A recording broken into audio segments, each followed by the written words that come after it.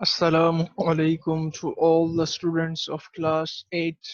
آج ہم مشق کریں گے حمد کی. لاسٹ ٹائم ہم نے اس کی ریڈنگ کی تھی، سمجھا تھا. آج ہم اس کی مشق کریں گے. کلاس 8 کی یہ کتاب ہے، ٹھیک ہے. مشق. تو پہلا سوال ہم سٹارٹ کرتے ہیں. پہلا سوال ہے، حمد کے مطابق درج ذیل. درج ذیل، یہ درج ہیں، درج ذیل جو نیچے ہیں، درج ذیل سوالات کے مختصر جواب لکھیں. یہ سارے سوالات ہیں، ان کے ہم نے جواب لکھنے ہیں. تو چلیں پھر ہم سٹارٹ کرتے ہیں پہلے سوال سے. تو پہلا ہے، الف ہے، کون سے عمل کے ہونے سے لوگ وہم کرتے ہیں؟ کون سے عمل کے ہونے سے لوگ وہم کرتے ہیں؟ اس کا جواب ہے، جب آسمان سے تارے ٹوٹ کر گرتے ہیں تو لوگ وہم کرتے ہیں کہ جیسے وہ آگ کے انگارے ہوں. یاد آیا آپ کو؟ ٹوٹ کر آسمان سے تارے شب کو گرتے ہیں جیسے انگارے. ٹھیک ہے، وہم کرتے ہیں لوگ بیچارے. تو یہ ہے کہ جب آسمان سے تارے ٹوٹ کر گرتے ہیں تو لوگ وہم کرتے ہیں کہ جیسے وہ آگ کے انگارے ہوں. بے ہے، کن حالات میں شاعر کا جگر قوی رہتا ہے؟ شاعر ہم اسے کہتے ہیں جو اشعار لکھتے ہیں، جو شاعری لکھتے ہیں، جو اشعار لکھتے ہیں، نظمیں لکھتے ہیں، غزلیں لکھتے ہیں، نعتیہ کلام لکھتے ہیں، حمد لکھتے ہیں. جو اس طرح کے کلام لکھتے ہیں، اشعار لکھتے ہیں، ان کو ہم شاعر کہتے ہیں. تو سوال ہے، کن حالات میں شاعر کا جگر قوی رہتا ہے؟ تو یہ ہم نے، شاعر تو بہت سارے دنیا میں، تو ہم نے اس کا جواب دینا ہے حمد کے اکارڈنگلی جو ہم نے پڑھی ہے.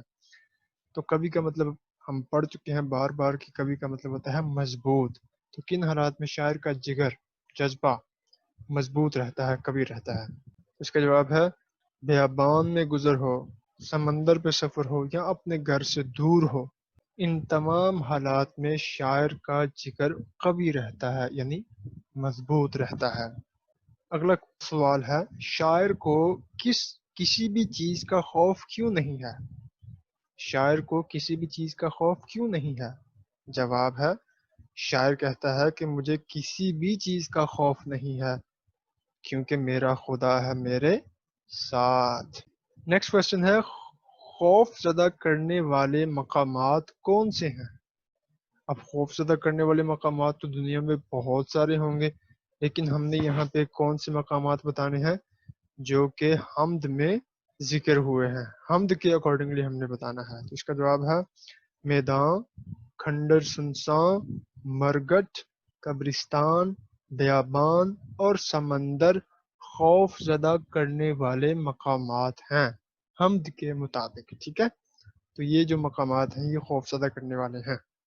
آخری ہے، اس حمد کا مطالعہ کرنے کے بعد آپ کے ذہن میں پہلا خیال کیا پیدا ہوتا ہے؟ کیا پیدا ہوتا ہے آپ کے ذہن میں؟ جو بھی آپ کے خیال میں، آپ کے ذہن میں خیال پیدا ہوتا ہے وہ آپ نے لکھنا ہے. تو یہ بھی ہم لکھ سکتے ہیں کہ میرے ذہن میں پہلا خیال یہ پیدا ہوتا ہے کہ ہمیں اس فانی دنیا کی کسی بھی چیز سے نہیں ڈرنا چاہیے کیونکہ ہمارا خدا ہمارے ساتھ ہے. ٹھیک ہے، ہمیں اس فانی دنیا کی کسی بھی چیز سے نہیں ڈرنا چاہیے کیونکہ ہمارا خدا ہے ہمارے ساتھ. تو یہ خیال ہمارے ذہن میں پہلا آنا چاہیے. یہ بھی خیال آ سکتا ہے، آپ کے ذہن میں کچھ اور خیال آ سکتا ہے. جو بھی خیال آتا ہے نظم اس حمد کو پڑھنے کے بعد وہ خیال آپ نے لکھ لینا ہے. تو اس طرح ہمارا پہلا سوال کمپلیٹ ہوا. اب ہم بڑھتے ہیں دوسرے سوال کی جانب. دوسرا سوال ہے، حمد میں سے لیے گئے درج ذیل الفاظ کی مدد سے جملے مکمل کریں. یہ جو درج ذیل جملے ہیں ان جملوں کو مکمل کرنا ہے ہم نے ان الفاظ کی مدد سے. تو پہلا جملہ ہم کمپلیٹ کرتے ہیں، اللہ تعالیٰ کے ذکر سے ہمارا دل قوی رہتا ہے. قوی رہتا ہے. ٹھیک ہے. دوسرا ہے، اللہ تعالیٰ کو یاد کرنے سے ہر قسم کے وہم و گمان ختم ہو جاتے ہیں. تو یہ وہم آئے گا، وہم و گمان ختم ہو جاتے ہیں. میں نے اللہ کا ذکر کیا، میرے تمام وہم و گمان ختم ہو گئے. ٹھیک ہے. تیسرا ہے، طوفان کا شور ہو یہاں اس کے تھمنے کے بعد کا سناٹا، ٹھیک ہے، طوفان کا شور ہو یا اس کے تھمنے کے بعد کا سناٹا، اللہ تعالی ہر صورت میں ہمارے ساتھ ہے، ٹھیک ہو گیا۔ چوتھا ہے قبرستان اور مرگٹ، مردوں کو دفنانے یا جلانے کا کے مقام ہے، یہاں کا لکھا ہوا ہے، کا نہیں آئے گا، یہاں کے آئیں گے۔ قبرستان اور مرگٹ، یہ والا مرگٹ مردوں کو دفنانے یا جلانے کے مقام ہے۔ دیکھیں دو جگہوں کا ذکر ہو رہا ہے تو اس لیے یہاں کے آئے گا، تو قبرستان اور مرگٹ مردوں کو دفنانے یا جلانے کے مقام ہیں۔ پانچواں ہے رات کو طوفان آنے پر ہر طرف گپ اندھیرا چھا گیا، رات کو طوفان آنے پر ہر طرف گپ اندھیرا چھا گیا۔ نمبر 7 کیا ہے؟ آسمان سے تارے ٹوٹ کر ایسے گرتے ہیں جیسے انگارے، ٹھیک ہے، جیسے انگارے۔ رات ختم ہوتی ہے اور سحر کے وقت اللہ کے ذکر سے فضائیں گونج اٹھتی ہیں، ٹھیک ہے، رات ختم ہوتی ہے اور سحر کے وقت اللہ کے ذکر سے فضائیں گونج اٹھتی ہیں۔ بارش کا دوسرا نام می بھی ہے، ٹھیک ہے، کہاں می؟ یہ ہے می، ٹھیک ہے، ہم کہتے ہیں می آ گیا، می آ گیا، تو بارش آ گئی یا می آ گیا، بارش کا دوسرا نام می بھی ہے، می آ گیا، بی پارٹ۔ دوسرے کہے دیے گئے الفاظ میں سے مناسب لفظ کا انتخاب کر کے خالی جگہ پر کریں۔ پہلا ہے خوف کی وجہ سے کسی کے بھی اوسان خطا ہو سکتے ہیں۔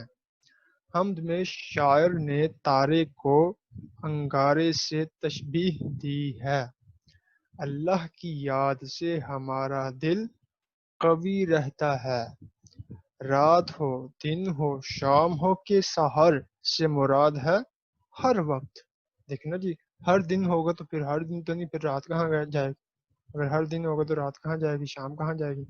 تو رات ہو، دن ہو، شام ہو کہ سحر سے مراد ہر وقت ہے، یعنی کہ کوئی بھی وقت ہو سکتا ہے، ٹھیک ہو گیا۔ پانچواں ہے شام کا متضاد لفظ، متضاد کا مطلب ہوتا ہے الٹ، شام کا الٹ کیا ہے؟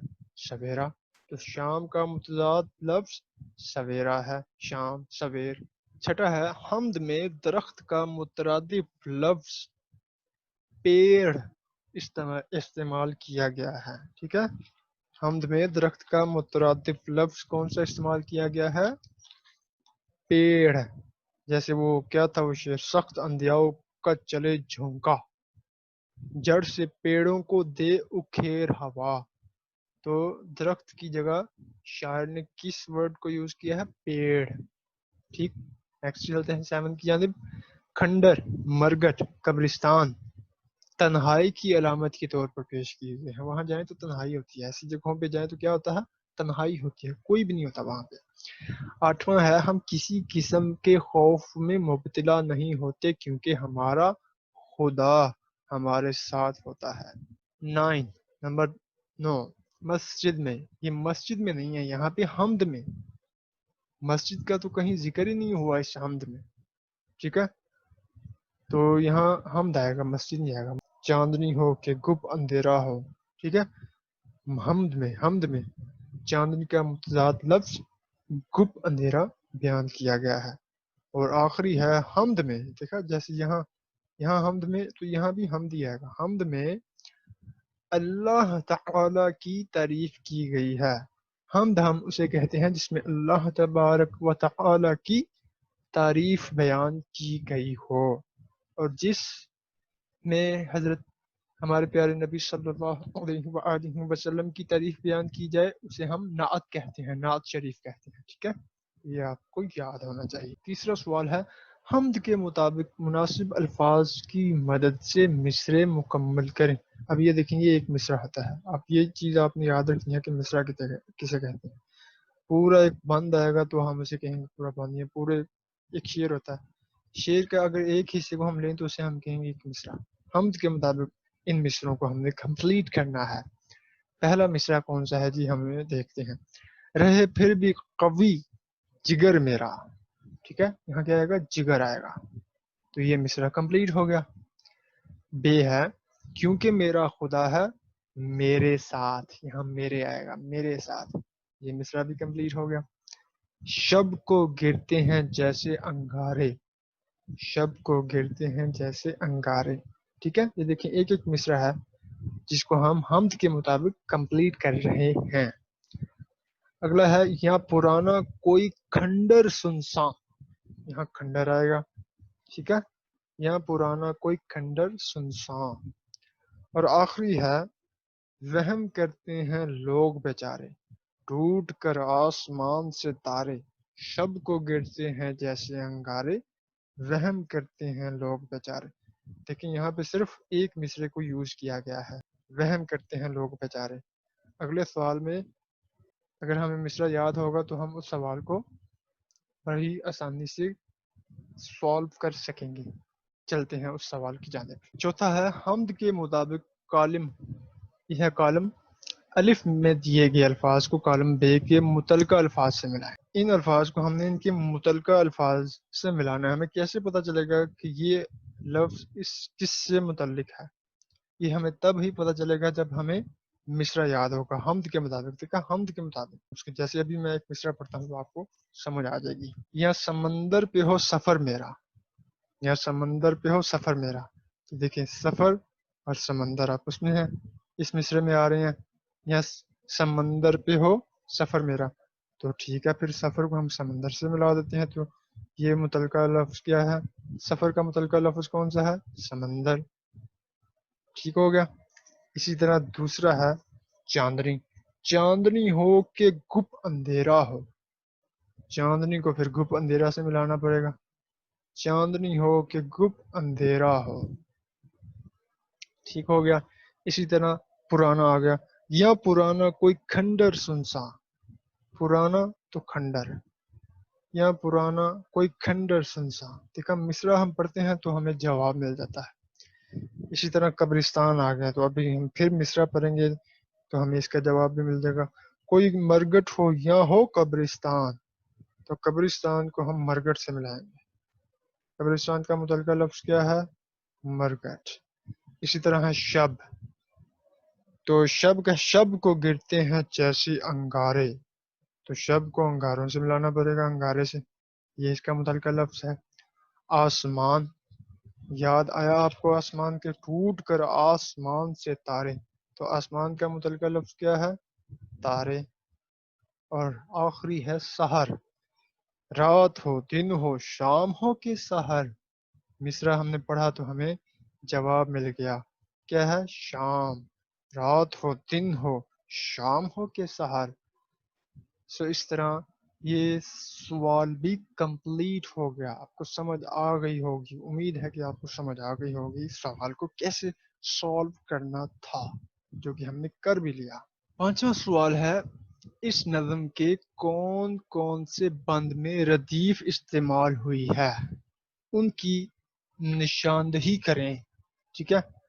چلیں جی اب ہم چلتے ہیں، دو بند ہیں اس نظم کے جس میں ردیف استعمال ہوئی ہے، اب وہ ہم دیکھتے ہیں کہاں پر ہے، پھر ہم سمجھتے ہیں ردیف کسے کہتے ہیں۔ یہ ایک پورا بند ہے، یہ والا، یہ پورا بند ہے، اس میں ردیف کیا ہے؟ اس میں ردیف استعمال ہوئی ہے، یہ والے ایک بند ہے، اس بند میں ردیف استعمال ہوئی ہے، اور وہ یہ ہے ہو ہو ہو ہو، یہ ردیف ہے، اسے ہم ردیف بولتے ہیں، جو بار بار ریپیٹ ہو، بار بار آئے، ٹھیک ہے۔ اور یہ کس کے بعد آتی ہے؟ کافیے کے بعد آتی ہے، کافیہ یہ ہے سویرا، اندھیرا، گھیرا، میرا، یہ کافیے ہیں، دیکھا اینڈ پہ الف آ رہا ہے، الف الف الف الف، لفظ جو ہے ڈفرینٹ ہے لیکن اینڈ پہ الف لازمی آئے گا، جیسے سویرا اینڈ پہ الف آ رہا ہے، اندھیرا اینڈ پہ الف آ رہا ہے، گھیرا اینڈ پہ الف آئے گا، میرا اینڈ پہ الف آئے گا، تو اسے بولتے ہیں ہم کافیے۔ یہ کافیے، کافیے کے بعد ردیف آتی ہے جو کہ سیم ہی ہوتی ہے، ایک ہی ہوگا، بار بار ریپیٹ ہوگا، ایک اس میں چینج نہیں آئے گا، ہو، یہ ردیف اس بند میں استعمال ہوئی ہے۔ دوسرا کون سا بند ہے وہ ہم دیکھتے ہیں۔ دوسرا بند یہ ہے جس میں ردیف کا استعمال ہوا ہے، دیکھا وہاں پہ ہو ہوتا، یہاں پہ میرا میرا میرا میرا، یہ ہے ردیف، اور یہ کس کے بعد آ رہی ہے؟ کافیے کے بعد، دیکھا اینڈ پہ رے آ رہا ہے، رے رے رے، گزر اینڈ پہ رے، رے سفر، گھر، جگر، این پہ رے، وہاں پہ الف الف آ رہا تھا، یہاں رے رے آ رہا ہے. تو یہ گزر، سفر، گھر، جگر، یہ کافیے ہیں سارے. کافیے کے بعد ردیف آتی ہے جو کہ صرف ایک سیم لفظ ہوگا، بار بار ریپیٹ ہوتا ہے، میرا میرا میرا. تو یہ ردیف ہے. امید کرتے ہیں کہ آپ کو ردیف اور کافیے کی سمجھ آ چکی ہوگی. کوشچن نمبر 6 ہے درج ذیل الفاظ کے معنی لغت میں سے تلاش کر کے لکھیں. ٹھیک ہے، ہم دیکھ لیتے ہیں اس کے معنی. سحر کا معنی ہوتا ہے صبح. صبح کا وقت یہ نہیں کہ 10 بجے آپ اٹھے ہیں سو کے تو آپ کہتے ہیں صبح ہو گئی ہے، چلو صبح کا ناشتہ کرتے ہیں. وہ صبح نہیں ہوتی. صبح ہوتی ہے جب فجر کی اذانیں ہونا سٹارٹ ہوتی ہیں، تو اس کو ہم کہتے ہیں سحر. سحر کا وقت ہے. فجر کی اذان سٹارٹ ہوتی ہے تو سحر کا وقت ختم ہو جاتا ہے، تو صبح ہو. ٹھیک ہے نا. مرگٹ. مرگٹ کا مطلب بار بار آپ کو بتایا جا چکا ہے کہ اس جگہ کو کہتے ہیں جہاں پر مردوں کو جلایا جاتا ہے، مردوں کو جلانے کی جگہ. ٹھیک. بیاباں، ایسی جگہ. صحرا، جنگل یا ویرانہ. جہاں ویرانہ ہو، صحرا ہو، جنگل ہو، اسے ہم بولتے ہیں بیاباں. قوی، مضبوط. کتنی دفعہ آپ کو بتایا جا چکا ہے. پرہول کا مطلب ہوتا ہے اس کا مطلب ہوتا ہے خوف زدہ. پرہول، خوف زدہ. ٹھیک. سنسان. سنسان کا مطلب ویران. بھئی یہ جگہ تو سنسان ہے، یہ جگہ ویران ہے. سنسان، ویران. درج ذیل الفاظ کے متضاد لکھیں اور انہیں جملوں میں استعمال کریں. سو کوشچن نمبر 7 کیا ہے؟ درج ذیل الفاظ کے متضاد لکھیں اور انہیں جملوں میں استعمال کریں. چلیں جی کرتے ہیں. الفاظ یہ ہیں. پہلا لفظ کیا ہے؟ سنسان. اس کا معنی ہے رونق، شب، سویر، اندھیرا، اجالا. سفر، ہجر. یعنی کہ سفر میں ہے نا، اگر کوئی سفر میں ہے تو اس کا مطلب ہجر. ہجر کا مطلب امن، یعنی کہ وہ امن میں ہے، گھر پہ ہے، اپنے ملک میں ہے، اپنے شہر میں ہے. ٹھیک ہے نا. جب وہ سفر میں ہوگا تو پھر وہ امن میں نہیں ہوگا، مطلب تھکاوٹ ہوگی، اس کو کام میں مصروف. تو سفر کا مطلب امن. ہجر. قوی، کمزور. یہاں معنی نہیں، یہاں متضاد آئے گا. یہاں متضاد آئے گا. ٹھیک ہے. متضاد، یہ غلطی سے معنی لکھا گیا ہے متضاد. متضاد مطلب الٹ. سنسان ہے، ویرانی والی جگہ ہے، تو یہاں رونق آ گیا، الٹ آئے گا. شب ہے تو اس کا الٹ سویر ہے. اندھیرا تو اس کا الٹ کیا ہے؟ اجالا. سفر تو اس کا الٹ کیا ہے؟ امن. قوی تو اس کا الٹ کیا ہے؟ کمزور. پرہول اس کا الٹ کیا ہے؟ بے خوف. ٹھیک ہے. اس کے ہم نے متضاد تو لکھ لیے، ان الفاظ کے ہم نے متضاد لکھے ہیں. اب ہم ان متضاد الفاظ کو جملوں میں استعمال کرتے ہیں. چلیں جی. پہلا لفظ کیا آیا تھا متضاد؟ رونق. لاہور شہر میں رات کو بھی رونق ہوتی ہے. سویر. جب ہم لاہور پہنچے تو سویر کا وقت تھا. اجالا. سورج کے نکلتے ہی ہر طرف اجالا ہو گیا. امن. مسلمان امن پسند ہیں. کمزور. الحمدللہ میری نظر کمزور نہیں ہے. خوف. آپ بے خوف. یہاں بے خوف آئے گا. یہ بے خوف. بے خوف. آپ اتنے بے خوف کیوں ہیں؟ آپ کیوں اتنے بے خوف ہیں؟ آپ کو کوئی پریشانی نہیں ہے، ٹینشن نہیں ہے، آپ نے ایگزام کی تیاری نہیں کرنی، آپ نے پیپروں کی تیاری نہیں کرنی، آپ کیوں نہیں پڑھتے؟ آپ اتنے بے خوف کیوں ہیں؟ تو سوال نمبر 7 بھی کمپلیٹ ہوا، جس میں ہم نے الفاظ کے متضاد لکھے اور انہیں جملوں میں استعمال کیا. سوال نمبر 8 ہے اعراب کی مدد سے تلفظ واضح کریں. اعراب اسے کہتے ہیں، مطلب زیر، زبر، پیش، شد وغیرہ لگانا، اسے اعراب بولتے ہیں. ٹھیک ہے. تو ان کی مدد سے ہم نے لفظ کو واضح کرنا ہے. حمد. حمد. ٹھیک ہے. یہ نظر آ رہا ہے آپ کو؟ حمد. ٹھیک. نظر. نظر. سنسان. ٹھیک ہے. اعراب آپ کو نظر آ رہے ہوں گے. سنسان. اجالا.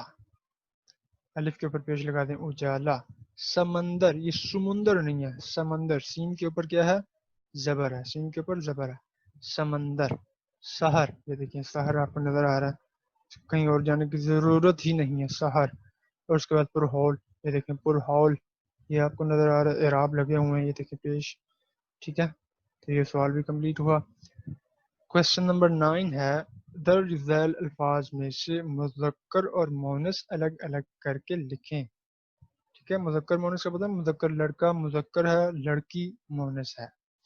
تو اس میں ہم نے اسی طرح کے الفاظ لکھنے ہیں. جو مذکر ہوگا ہم نے بتایا تھا نا، جو مونس ہے وہ بھی ہم نے. سمندر مذکر ہے، شام مونس ہے، جر مذکر ہے، وہم مونس ہے، مرگٹ مذکر، آندھی مونس، اندھیرا مذکر، آسمان مذکر. آخری سوال ہے، درج ذیل الفاظ کی جمع لکھیں. ٹھیک ہے، یہ واحد ہے، ہم نے جمع لکھنا ہے. چونکا چونکے. آپ کو بہت سارے جونکے آئے، مجھے تو صرف ایک جونکا آیا. مجھے پورے سفر میں صرف ایک جونکا آیا، آپ کو بہت سارے جونکے آئے. جونکا جونکے. رات راتیں. آپ ایک رات جاگے ہیں، میں بہت ساری راتیں جاگا ہوں. رات راتیں. تارا تارے. آپ نے ایک تارا دیکھا، میں نے تو بہت سارے تارے دیکھے ہیں. خطا خطائیں. آپ سے ایک خطا ہوئی ہے، میرے سے تو بہت ساری خطائیں ہوئی ہیں، اللہ مجھے معاف کرے. انگارہ انگارے.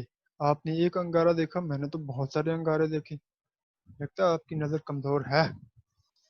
سو اس طرح مشق کمپلیٹ ہوئی الحمدللہ. انشاءاللہ نیکسٹ کلاس میں ہم اگلا مضمون پڑھیں گے. السلام علیکم.